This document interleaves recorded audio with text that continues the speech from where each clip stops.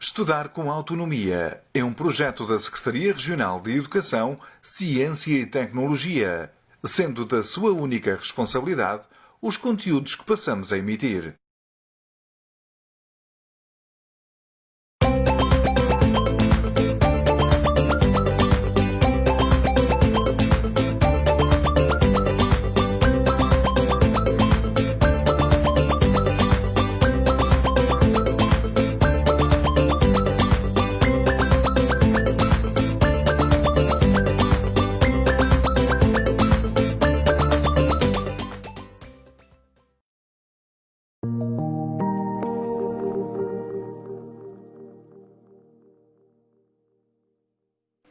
Bom dia, bem-vindos para mais uma aula de Economia. Vamos para a nossa quinta aula do sétimo módulo de Economia de 10º ano.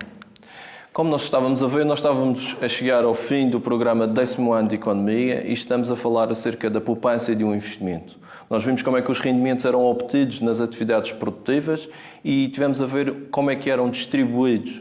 Depois nós vimos a sua aplicação, vimos que podia ser aplicado em consumo e em poupança. Nós tivemos a ver as aplicações e o destino da poupança e vimos que essa poupança, por vezes, era aplicada em investimento. Tivemos a ver quais eram as formas e a categorizar os investimentos e tivemos a arranjar as categorias do investimento para Portugal. Nós tivemos a analisar o investimento e vimos como é que o investimento se comportava em Portugal por comparação com a União Europeia, com o resto da Europa. Hoje nós vamos ver outra parte muito importante do financiamento da atividade económica. Nós vamos ver as instituições financeiras. Na próxima aula nós vamos abordar o investimento direto estrangeiro, vamos ver algo que também é fundamental naquilo que são as sociedades modernas e na sua organização económica.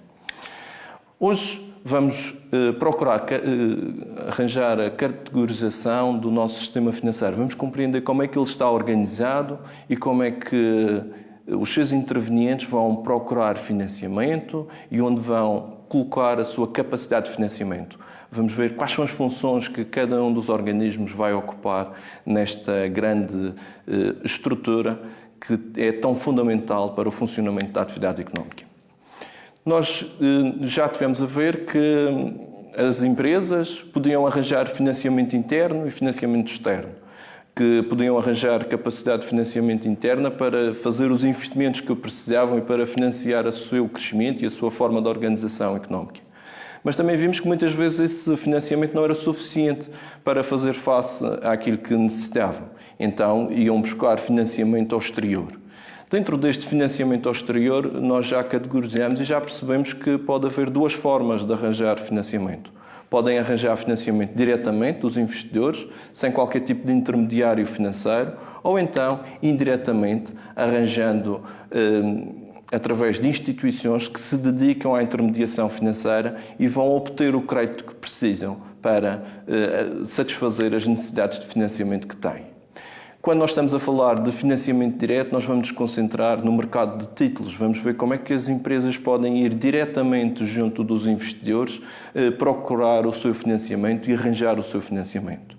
Mas uma boa parte importante do nosso sistema financeiro dedica-se, de facto, ao financiamento indireto.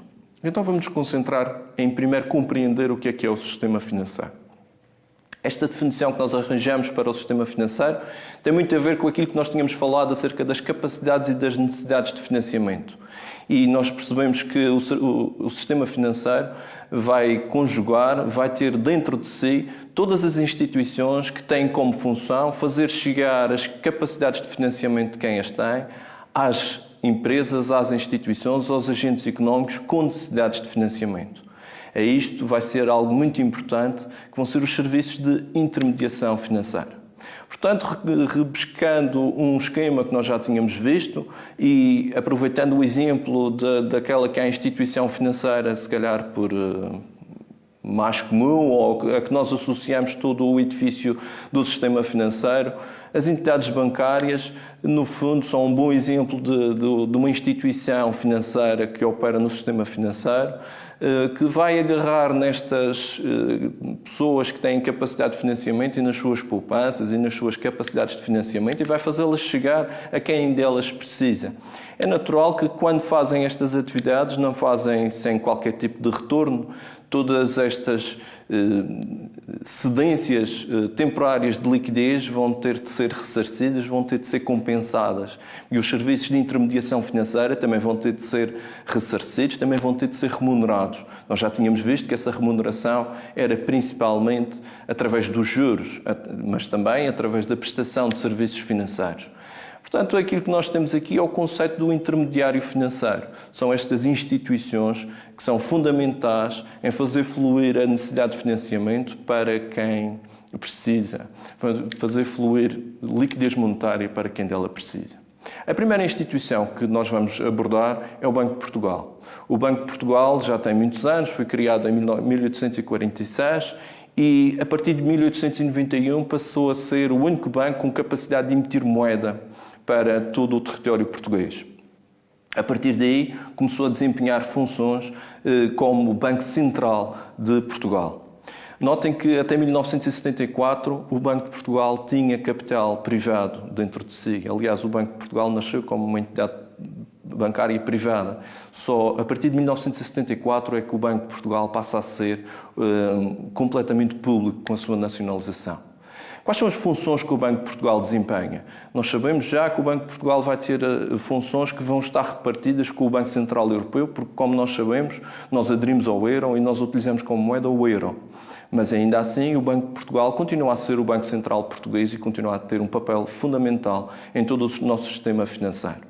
A primeira função é a manutenção de preços, controlar a inflação. Quando vocês falaram sobre a inflação, acerca dos mercados e da determinação da moeda, vocês viram quão fundamental era a manutenção dos preços e a sua estabilidade para nós podermos ter um mercado ou uns mercados a funcionar regularmente. É também o Banco de Portugal que vai determinar a nossa política monetária, que vai trabalhar a nossa política monetária. Neste momento nós não trabalhamos diretamente com a política cambial é trabalhada também com o Banco de Portugal, mas através do Banco Central Europeu. Mas, de qualquer modo, a grande característica que nós temos na nossa política monetária neste momento é nós termos aderido ao euro e estarmos numa moeda única com outros países. Finalmente, uma componente muito importante das funções do Banco de Portugal é que serve como uma entidade supervisora. É a entidade que controla e regula toda a atividade financeira. Todo este sistema financeiro que nós vamos falar hoje está sob a supervisão do Banco de Portugal. Isto implica que o Banco de Portugal é o regulador e nós vamos ver quais são as consequências que isso tem. Já vos tinha falado e todos vós têm perfeito conhecimento que o Banco Central Europeu é o banco emissor da moeda. Então, como é que se conjugam estas duas instituições? Como é que se conjuga o Banco de Portugal com o Banco Central Europeu? O Banco de Portugal está sentado à mesa com todos os outros bancos centrais de todos os países que fazem parte da zona euro e tomam as decisões em conjunto acerca das políticas monetárias, da política cambial e da política de estabilidade de preços.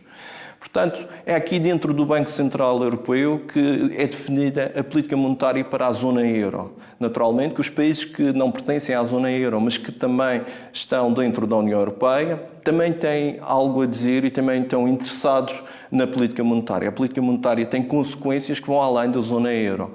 Quer seja pelos países que querem aderir à zona euro e que fazem parte da União Europeia, quer seja aqueles países que optaram por não aderir à zona euro, mas que também estão connosco na União Europeia. Também cabe ao Banco Central Europeu manter a política cambial, ou seja, para isso tem de efetuar compras de dólares ou venda de dólares ou compra e venda de divisas de outros países, moedas de outros países, para manter a taxa cambial ao nível que é desejado, para manter a estabilidade não só dentro da zona euro, mas também a estabilidade cambial que permite muita competitividade ou que permite manter a competitividade para com a balança comercial. Também é o Banco Central Europeu que vai ter meios, que vai deter ativos de moeda para poder fazer face a estas compras e estas vendas e servir de lastro, no fundo, a toda a moeda, a todo o euro. Finalmente, uma parte muito importante e que, quando falarem no 11º ano acerca dos desafios que se colocam à União Europeia, tem a ver com a União Bancária e cabe ao Banco Central Europeu assegurar que o sistema de pagamentos em toda a zona euro funciona. Onde ter reparado numa mudança há relativamente pouco tempo, nós passamos da utilização do NIB para o IBAN, precisamente para agilizar as trocas de capitais dentro da zona euro. Para vocês pode fazer um bocadinho de confusão, mas até há relativamente pouco tempo, se nós queríamos fazer uma transferência de Portugal para fora de Portugal para outro país, era extremamente complexo. E foi através da integração na zona euro e de toda a abertura e toda a facilidade em termos de trocas comerciais e bancárias com outros países que permite que hoje em dia se façam transferências de Portugal para qualquer ponto da Europa com muito mais facilidade do que se fazia há muitos anos atrás. Naturalmente que isto também está ligado com as facilidades em termos de avanços da tecnologia e do desenvolvimento. Então vamos ver qual é o papel que o Banco de Portugal desenvolve como regulador. E eu quero que compreendam que o Banco de Portugal tem um papel como regulador, mas existem determinadas matérias, porque não nos podemos esquecer que as instituições financeiras, algumas delas têm capacidade de criar moeda e isto pode levar a desestabilizações em termos de inflação, em termos de política de preços. Isto leva a que determinadas medidas tenham até de ser sancionadas, autorizadas, verificadas pelo Banco Central Europeu. Então, a primeira função do Banco de Portugal é regular toda a atividade bancária. E reparem que o regular implica impor regras, implica definir o modo como estas instituições vão funcionar, mas também verificar se elas estão a cumprir com as regras que estão determinadas, cumprir com todo o normativo que aprovou. Além desta questão de regular, se forem à página do Banco de Portugal, também podem consultar a vossa situação bancária. Podem consultar as contas que vocês têm, que estão inscritas no vosso nome. Podem consultar os créditos que estão no vosso nome. Toda a informação está disponível. Serve o Banco de Portugal também como uma função, no fundo, pedagógica para todo o sistema financeiro. E, finalmente, serve como regulador de todas as outras instituições que não as instituições bancárias e que nós já vamos ver quais são. Então, vamos começar por compreender quais são as instituições financeiras. Nós vamos dividir as instituições financeiras em dois grandes grupos e depois vamos ver como é que eles se distribuem. Temos, em primeiro lugar, as instituições financeiras que são monetárias de moeda. Estas instituições financeiras monetárias caracterizam-se por terem a capacidade de criar moeda. Como é que vão criar moeda? Nós já vimos isso noutra aula. Recebem os depósitos dos depositantes e depois vão conceder crédito. E esse crédito volta a ser depositado nas instituições financeiras e volta a ser concedido crédito. E isso vai aumentar a massa monetária. Esse aumento da massa monetária significa que houve uma criação de moeda. Estas instituições, com esta capacidade de receber depósitos e efetuar créditos e conceder créditos, nós vamos dizer que são instituições financeiras monetárias. Por oposição às outras instituições financeiras que trabalham com liquidez, que trabalham com dinheiro, que trabalham com moeda, mas que não conseguem criar moeda. Porquê que não conseguem criar moeda? Porque não têm esta capacidade de receber depósitos de um lado e entregar créditos do outro. Só podem fazer uma das partes, só podem conceder crédito através de várias formas. Mas também existem outras instituições financeiras que não estão propriamente a conceder créditos. Nem todas as instituições financeiras concedem crédito. Algumas instituições financeiras vão prestar serviços financeiros e nós já vamos ver quais são esses serviços financeiros. Então vamos começar primeiro pelas instituições de crédito. E a primeira instituição de crédito que nós vamos ver são os bancos. Os bancos são a forma mais completa que existe de instituição financeira. Podem fazer praticamente tudo dentro daquilo que é o nosso sistema financeiro.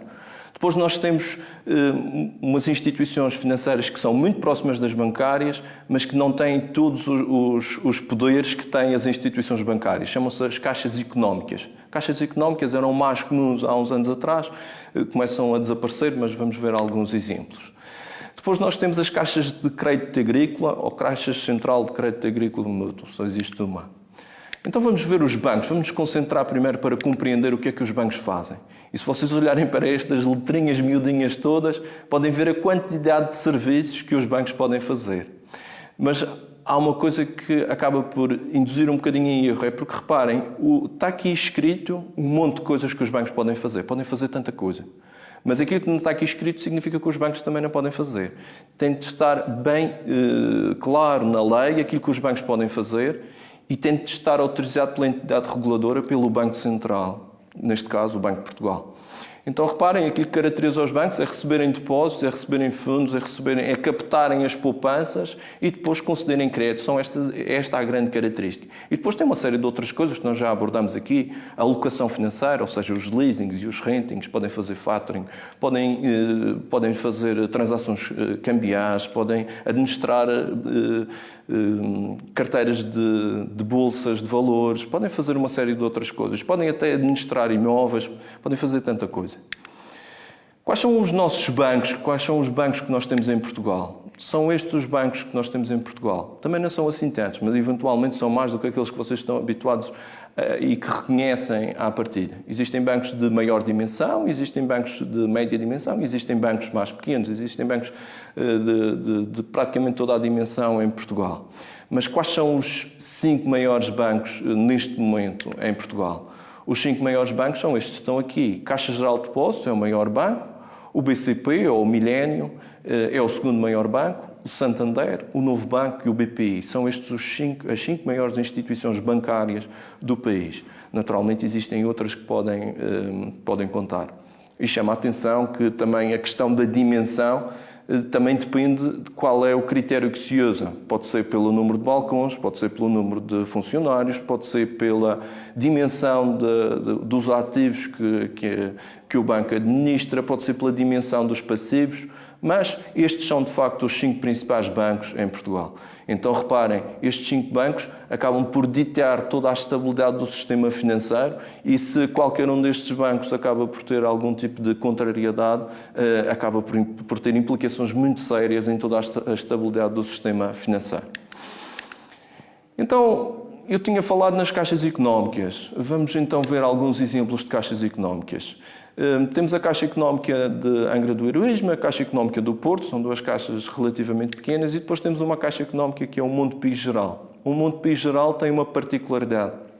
Existe uma disposição do Banco de Portugal que diz que a Caixa Económica Montepio Geral pode exercer todas as funções que exerce o banco. Portanto, na prática, o Montepio Geral acaba por ser como um banco, mas tem o nome de Caixa Económica.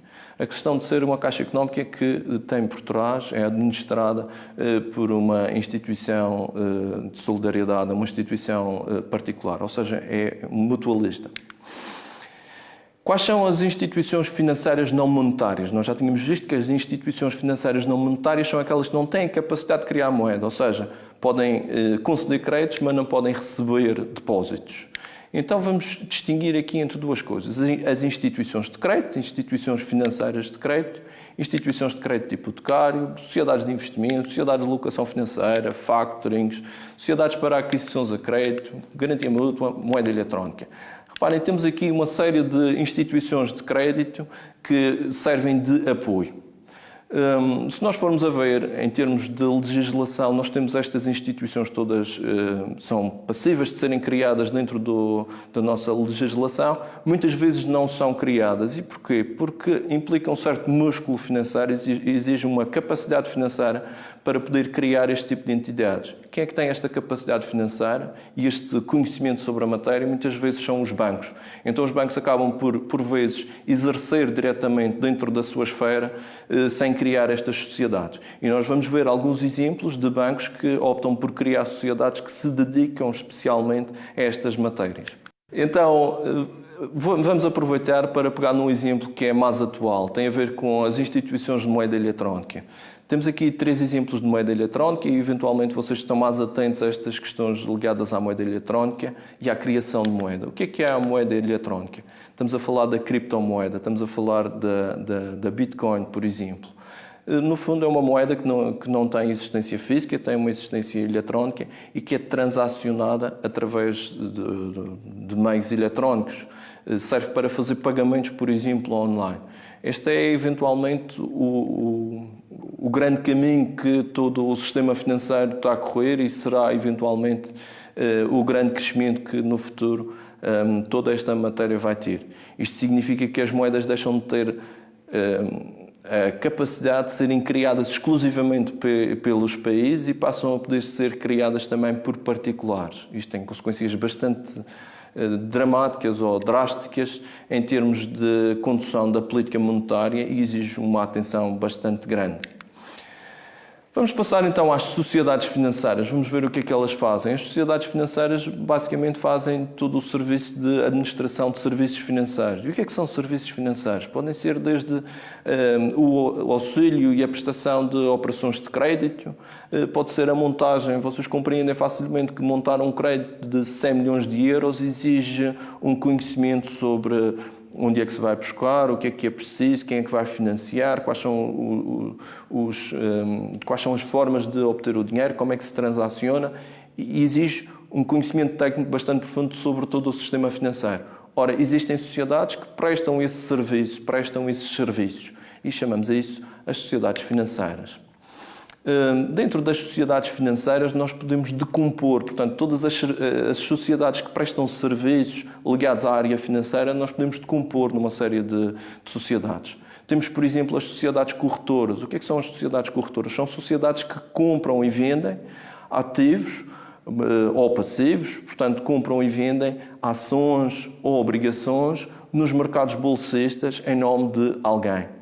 Um exemplo mais simples de uma sociedade financeira, para vocês não ficarem com a ideia que as sociedades financeiras têm de ser assim todas muito grandes. Não, as agências de câmbio, quando vocês passam na rua e veem uma pequena agência que troca dólares por euros ou reais por euros, isso também é uma sociedade financeira. Aquela pequena agência também é tutelada pelo Banco de Portugal, porque está a prestar serviços financeiros e porque também trabalha com moeda. Tudo o que trabalha com moeda vai implicar uma supervisão pelo Banco de Portugal.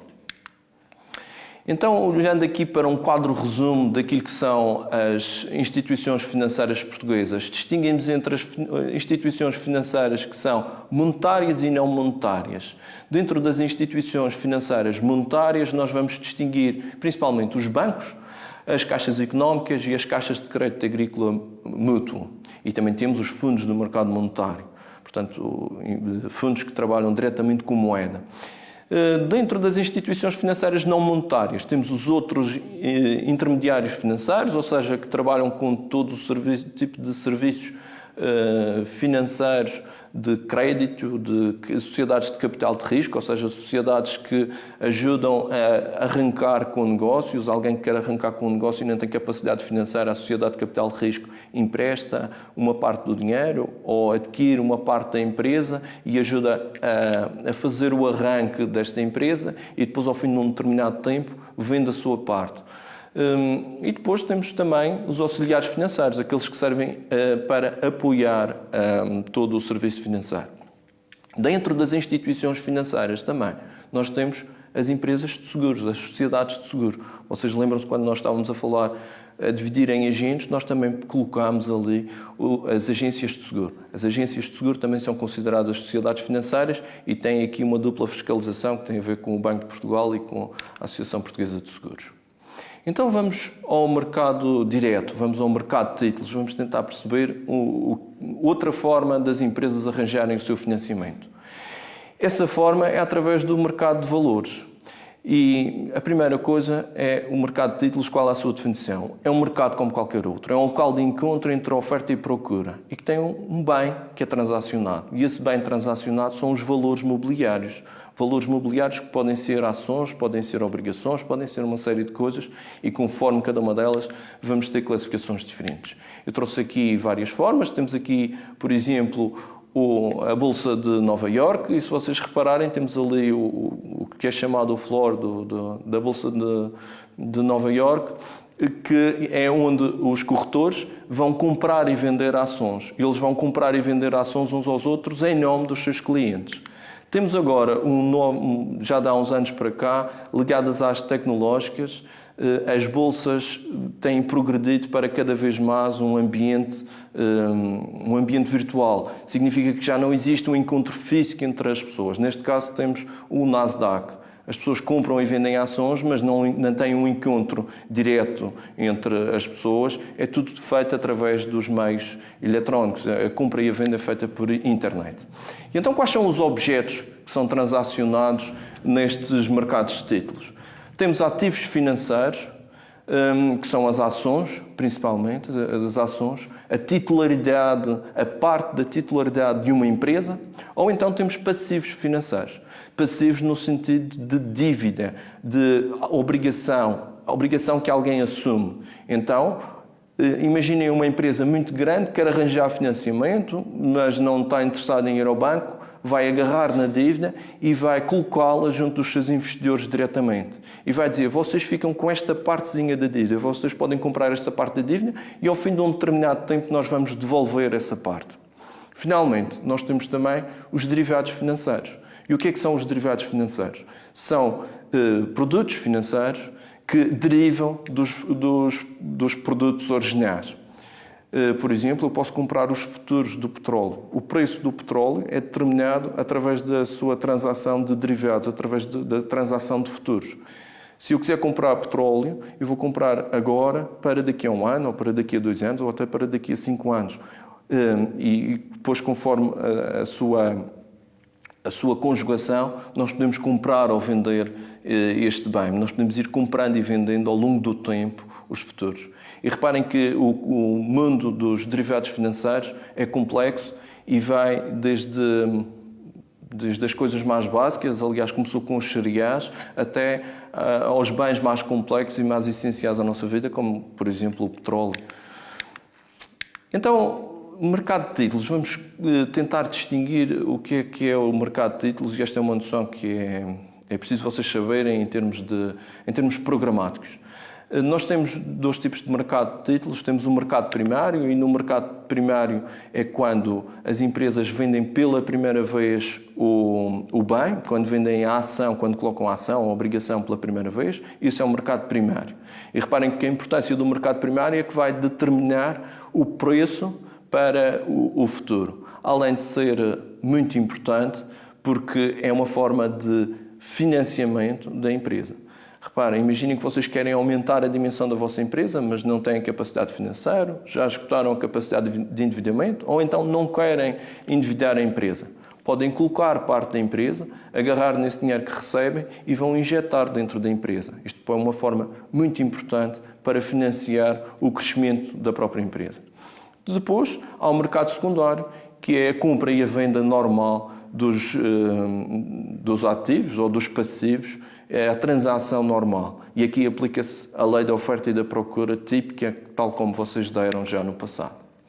Em Portugal, nós temos a Bolsa de Valores de Lisboa, foi convertida e integrada dentro de uma série de bolsas de valores, e hoje em dia nós estamos consagrados, estamos dentro da Euronext. E eu chamo a vossa atenção, aproveitando, nós temos aqui embaixo uma coisa que diz os índices. E de uma maneira muito simples, se vocês olharem aqui no índice do E, diz o Euronext 100. Isto significa que o Euronext 100 significa que vai agarrar nas cotações de 100 empresas escolhidas e é feita a análise como um índice, como vocês viram, calculado tal como vocês viram que se calculava o IPC, é a mesma coisa aqui. Vamos ver os valores e vamos vendo a variação. E é isso que serve como mote para nós compreendermos como é que estão a comportar as bolsas. Quando vocês veem a Bolsa de Nova Iorque hoje cresceu 0,7%, ou a Bolsa de Londres desceu qualquer coisa, significa que é o índice associado a essa bolsa. Serve para compreender como é que se está a comportar. E se vocês repararem, aproveitando isto é a página que está ligada ao Euronext, se vocês repararem, os mercados hoje em dia transacionam, os mercados financeiros transacionam tudo. Transacionam moeda, transacionam petróleo, transacionam todo o tipo de bens, commodities e por aí adiante. E é por isso que nós temos assim este comportamento que é muito típico. Nós vamos vendo as operações e vamos vendo a sua subida e a sua descida. Em Portugal nós temos o PSI 20, que é com aquelas que são consideradas as 20 maiores empresas ou as 20 empresas que são representativas do mercado bolsista português. Finalmente, e queria que vocês também ficassem com a distinção entre o mercado à vista e o mercado de derivados.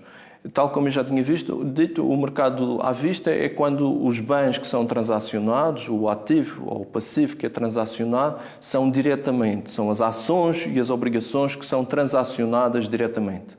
Ora, o mercado derivado é produtos financeiros que derivam deste mercado inicial, que derivam deste mercado à vista.